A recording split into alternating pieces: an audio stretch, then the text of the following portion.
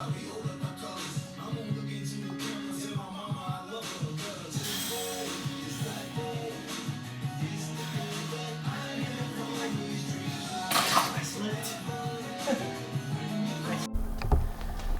what's going on, guys? Welcome to today's video. Good morning. It's Thursday, April 9th, and yeah, it's just past 6:30 a.m. We had a little bit of a hard time sleeping, so decided to get up, get some calories in me, maybe try to fuel up for the big bench day. Right now we are about to eat some chicken thighs. You already know, baked chicken thighs and rice. Maybe get some classwork done. Kill this and maybe pick on some other foods. I don't even know. Yeah, maybe I was thinking some cookies and milk or something carb heavy. But yeah, take this down, get some work done. Maybe we're probably gonna get a nap in before training. And yeah, if anything comes up, I'll check back in with you guys. Gain back just as quickly, and I think that you kind of have to define strength. Sure, your powerlifting numbers, powerlifting total will drop if you're not training with a barbell. Alright, you already know what time it is. Pre-workout, tried and true, oatmeal. Mixing up a little bit, getting a little bit crazy. Apples and cinnamon today. 2 pieces of fruit. And yeah, alright, about to kill this bench day. Really fun. Baby, don't you wanna dance with me? No, I can't with me, baby. I keep you so fat. She needs it, broken. She cannot deny the ladies.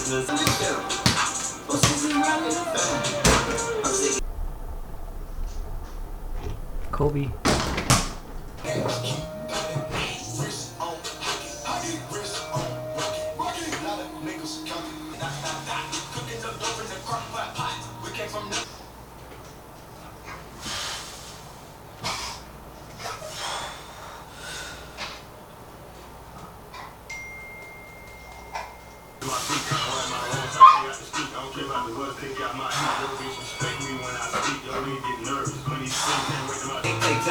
Can't touch me, murder me not guilty. Search that shit around, strangle power, since the rope is it.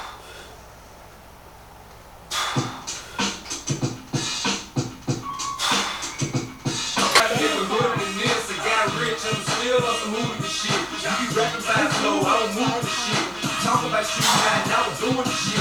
Look at hit you in the face, you really doing the shit. You never catch another case, I know it's true to miss. So I'ma keep a cool head, stay out of the news, headlines, the shoulders up, around it's bedtime. It's clear to see that I'm a hell of a time. I got the ball, I got some time.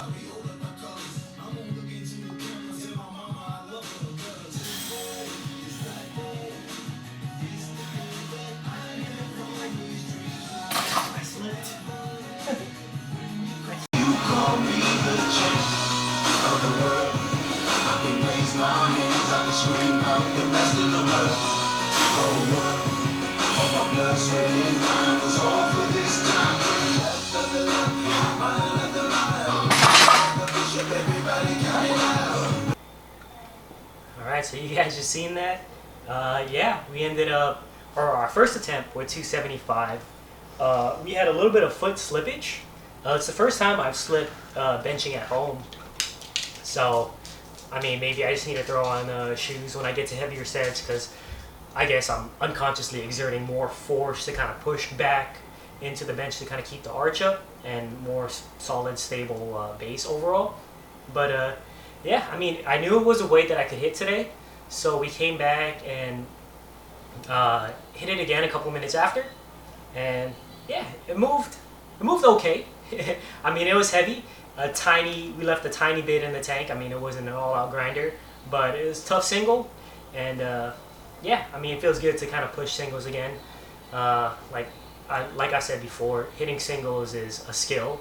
So, I mean, if you want to get better at hitting singles, you need to hit singles consistently and as often as you can. That makes sense, of course. But, so now we're about to hit back-offs. They're going to be sets of 7 at 2:15. And yeah, today's a bench only day. So glad we were able to hit some big weights. keep that confidence level up, you know. And yeah, things are going pretty smooth, catching a little bit of a rhythm with squat and bench now. So we just need to try to keep it up for deadlift as much as we can. Deadlift is the movement that I feel it's most affected at training at home with the equipment that I have, basically. Just because of it's a combination of factors, but like the knurling on the bar, the amount of weights that I have, of course, that's largely affecting it. I can't hit heavy singles for deadlift, and even the mats, kind of worried about slippage, worried about the floor.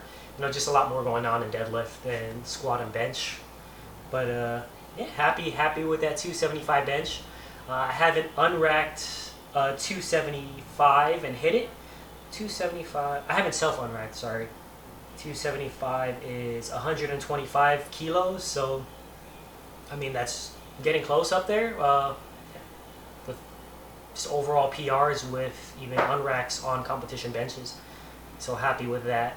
I think the most that I've ever hit with a self unrack was 117 kilos, which is about 258, 259 pounds. So yeah, this is well over that. So I mean, I'll take it. But yeah, so it's time for back offs, and then we're gonna blast our accessories. We got a couple triceps movement, skull crushers, tricep push-ups, and then shoulder stability, whatever you want to call it, movement, overhead, single arm carries. All right, let's get to it.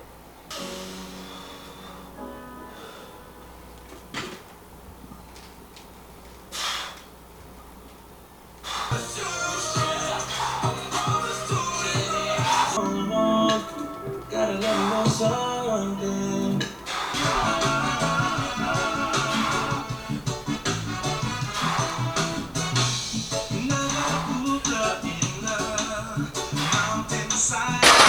Last video, I went over my current squat cues and set up what's going through my head and everything while I'm performing a squat.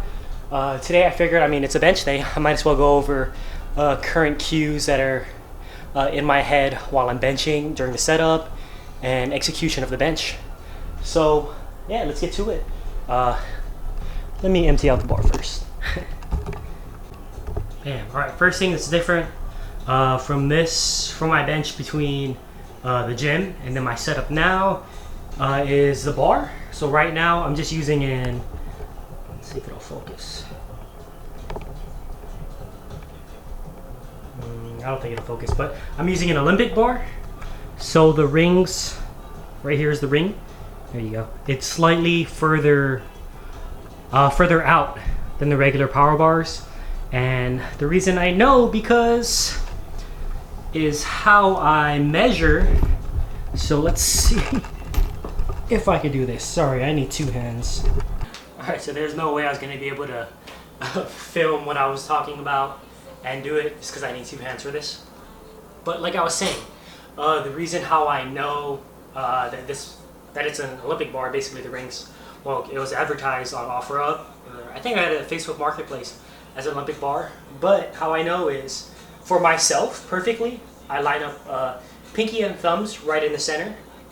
That's about where the knurling starts, so that's right. And then from here, I just go thumb to pinky, and then spread them out again.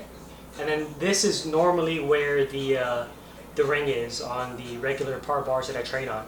So this is technically where the max grip that I can grip is. So as you can see, yeah, it's about a full inch. I mean, I'm pretty sure I could Google it and figure it out. Matter of fact, I might do that.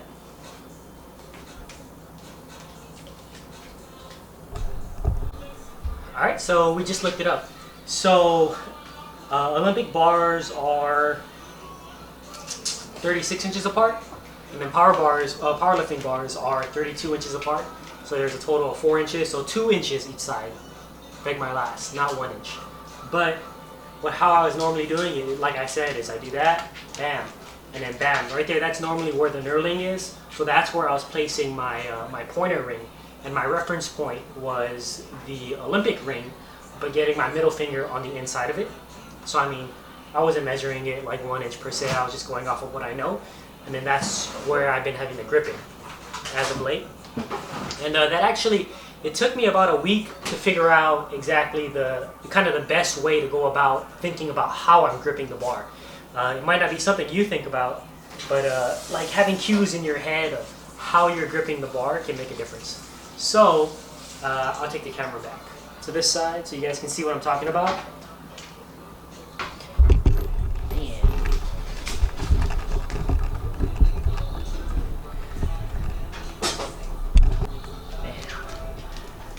All right, so like I said, middle finger just inside the Olympic ring, just like that. And then how I was gripping it is since I was so focused on my middle finger, I was gripping it along this middle finger to thumb line. So I was like this and gripping it really hard with those fingers. And then kind of my pointer to my thumb line was just kind of getting left behind. But I've been having a greater success and I've been feeling more stable. Yeah, I do the measurement with my middle finger like that.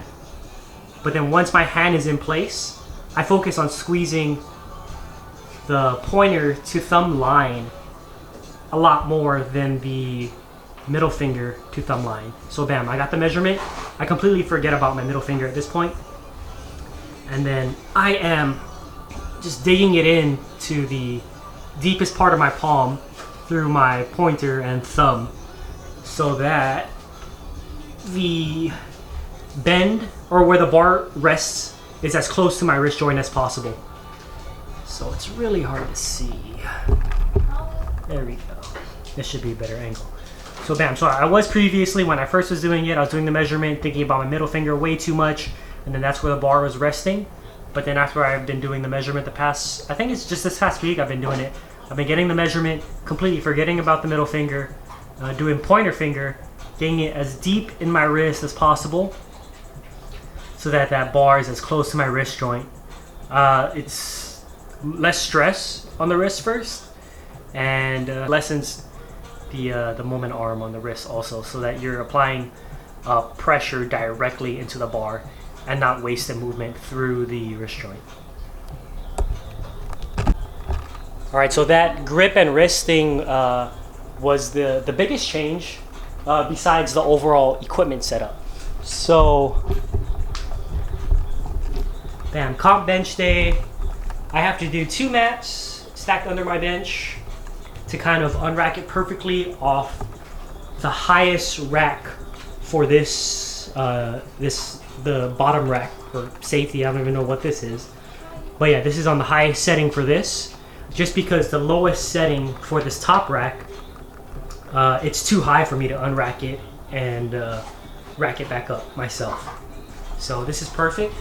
It's just about basically the height that I normally bench at on comp benches, or at least that's what it feels like. And yeah, so bam, I'll walk through the full setup now.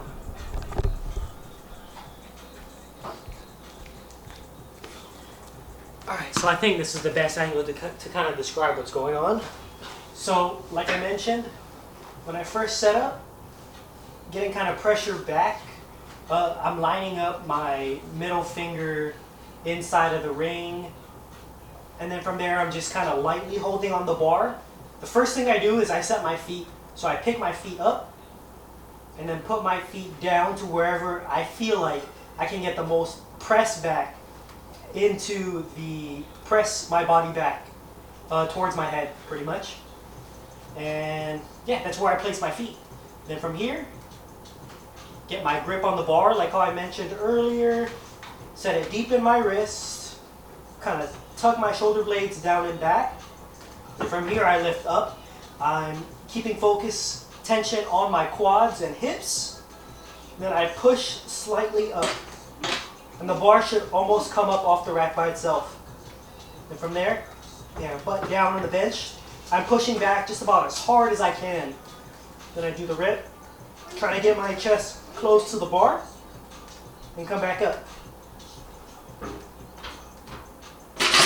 So the pressure back is something that I've been working on the past couple months. So pushing my feet this way, which is allowing my my chest to get slightly higher and keep that slightly elevated position to lessen the range of motion for the bench press, basically. And yeah, that's why you guys seen me on the 275 attempt number 1 kind of slip. I guess because I was trying to exert a lot more pressure because that's the most weight I've had on in my house setup, and mats could be slippery, I guess. But figure that out, and I think that's everything for my current bench press setup. So yeah, I think that's everything for my current bench press setup. So now we're just gonna finish the today's training off with the accessories that I went over. All right, let's get to it.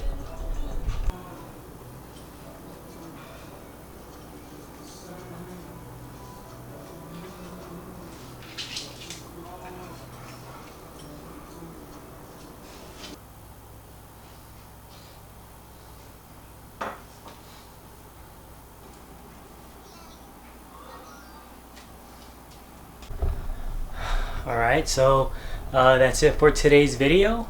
Today was our last day of classes for this Easter spring break that we're getting. So we're going to get the full weekend off starting from today. So, I mean, I'll be able to film a little bit more throughout the day because all my time will be devoted to those classworks and stuff. Hopefully we can find some things at the grocery store that we need for the house. That'll probably be a chore for me while we're on break. But yeah, about to have dinner. We're gonna be on those pizza gains for tonight. We also have some more baked chicken thighs and rice. So if I'm still hungry, I can go ahead and eat that. Thighs are way better than chicken breasts. But hopefully you guys are able to take away at least one, maybe 2 things that you guys can do for your guys' bench press setup or cues that'll help you guys out personally. Everyone's different, so you just gotta take what you can and then try to apply it to yourself to see if it works for you. All right, so I'll end the video here, and yeah, stay safe, guys. I'll catch you guys in the next one.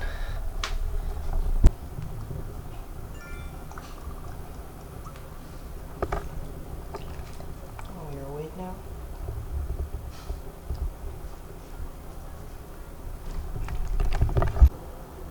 Sweet tooth kicking in.